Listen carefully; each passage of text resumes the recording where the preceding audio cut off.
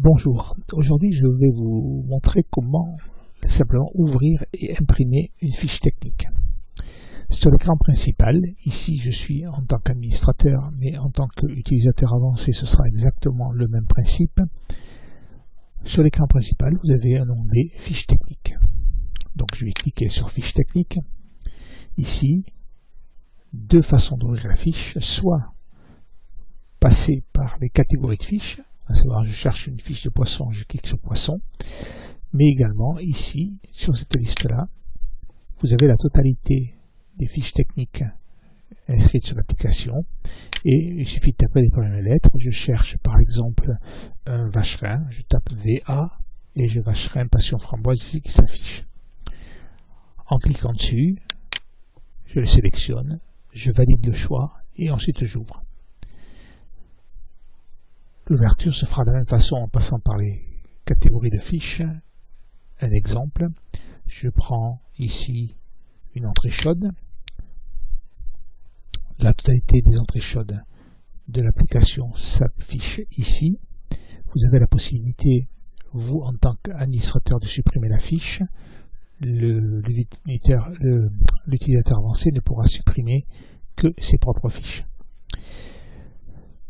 Je prends par exemple une fiche telle que, allez, pourquoi pas, des crèmes de cèpe aux châtaignes et bonbons de foie gras. Sur le côté droit, au nom de la personne qui l'a créée, il s'agit d'une fiche production. Je clique sur le nom.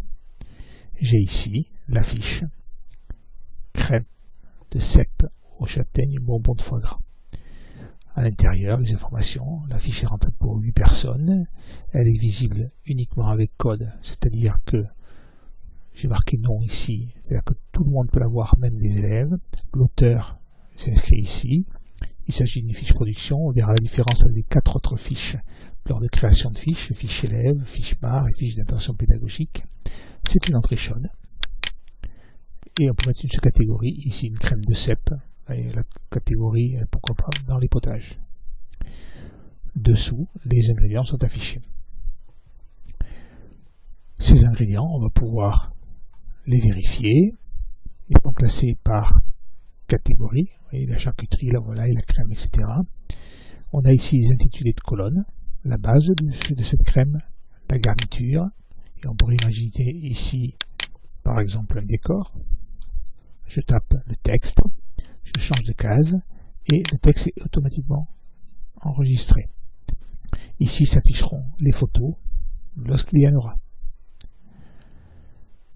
Pour ces ingrédients, vous verrez sur création de fiches comment les ajouter. On peut les modifier en cliquant directement sur la quantité. Il y a une petite main qui apparaît.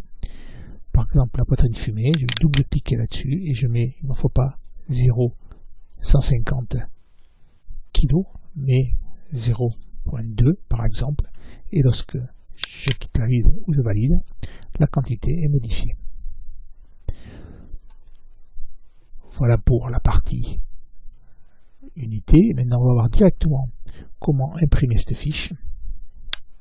Je clique sur imprimer.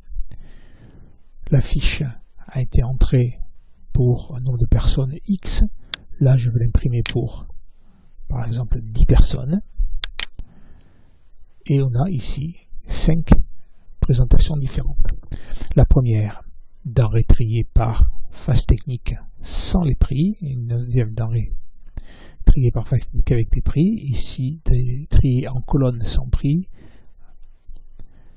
en colonne à ordre alphabétique avec prix, et la fiche restaurant. Je vous montre ici la première, fiche denrée avec prix. On a une fiche technique qui est présentée ici et avec les informations générales de la fiche, la photo avec la valeur alimentaire, dessous le texte et ici les quantités classées par catégorie, là-bas par colonne, la base, la garniture, le décor. Ce petit texte qu'on voit en haut n'apparaît que parce que je suis sur une application qui n'est pas connectée à Internet et qui pose problème au niveau de la connexion. Donc vous n'aurez pas cette ligne-là.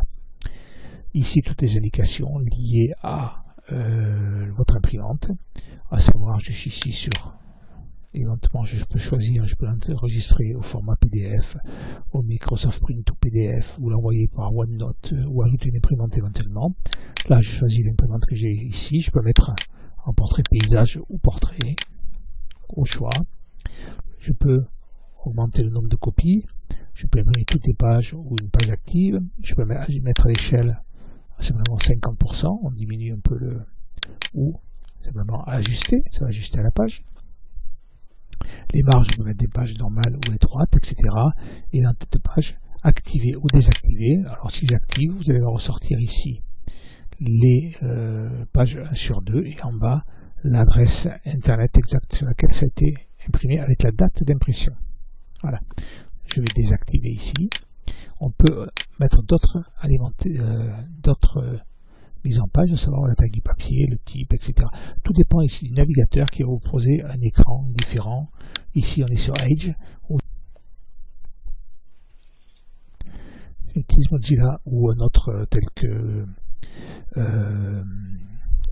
Google Chrome. À ce moment-là vous aurez des choses différentes. Donc je vais annuler ici. Vous avez la présentation ici. Donc quand vous aurez cliqué sur imprimer, voilà, deuxième, avec la même fiche, mais ici avec des colonnes prix. Vous voyez, la colonne des prix, ici, prix DTC, prix hors taxe. Lorsque vous aurez cliqué ici sur imprimer, la page se fermera comme ceci et on reviendra sur la page impression.